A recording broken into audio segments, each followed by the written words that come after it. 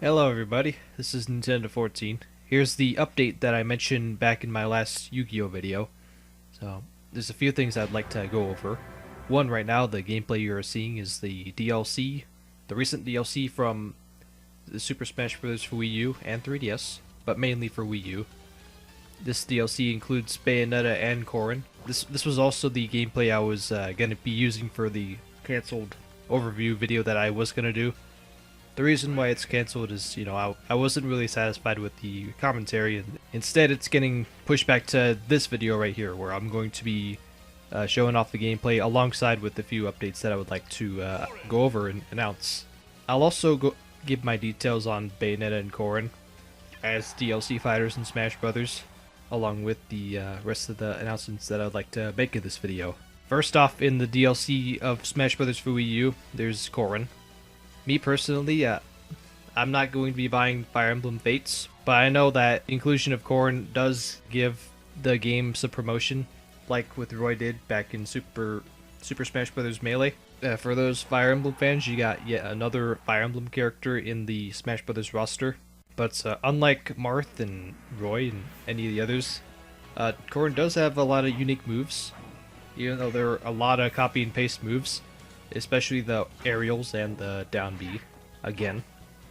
But other than that, I can say that there are some differences between Corrin and the rest of the roster.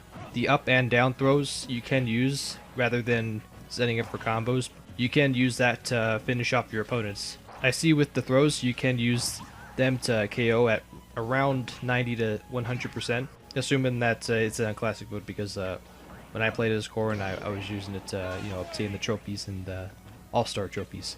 So that's my opinion of Corrin. They didn't have to include him, but I know where Corrin was coming from, and he was just there for, advertisements for the upcoming Fire Emblem Fates. With that out the way, there's also the other DLC character introduced recently, which is Bayonetta, also known as the fan favorite vote for the ballot. It takes a while to get used to Bayonetta. She's not your average combo dealer like, say, Ryu or Bashik. There's just a lot to Bayonetta, such as when you hold the attack button, you can, shoot repeatedly. The damage is much weaker than Fox's laser, where it would do 2 or 3%. With Bayonetta's blasters, by shooting it that way, by holding the button, it only does about 0.5%, so it takes 2 bullets to do just 1%. It can be useful, say, if you want to just get some really easy damage, or if you really want to just do that as you wait for a good approach option. One thing that I really do enjoy with Bayonetta as I was playing as her is her forward air, which it essentially acts like a ground jab, but you just do a 3-hit combo on someone in the air. A really different feel and gameplay to Bayonetta, unlike any of the other Smash Bros. Characters. Those are my first impressions on the final DLC characters for Super Smash Bros. For Wii U.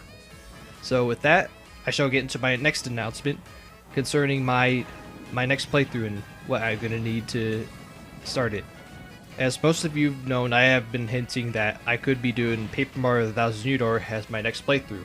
One problem with that is that I need to get a cable, so that way recording the game will be a lot more comfortable for me, because there's this cable that I want to get.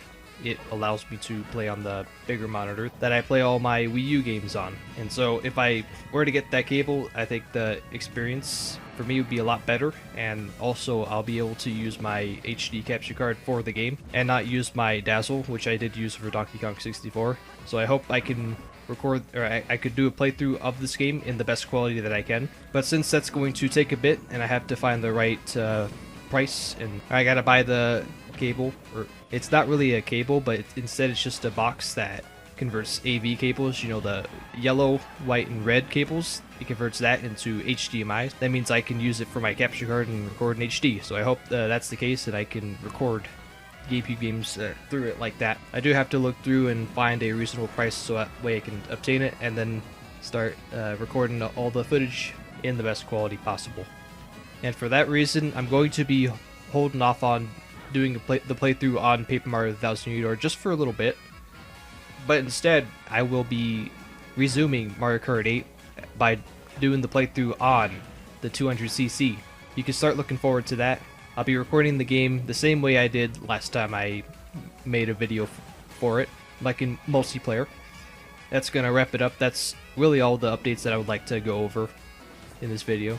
So tune next time, as I'm going to be starting up more Mario Kart 8.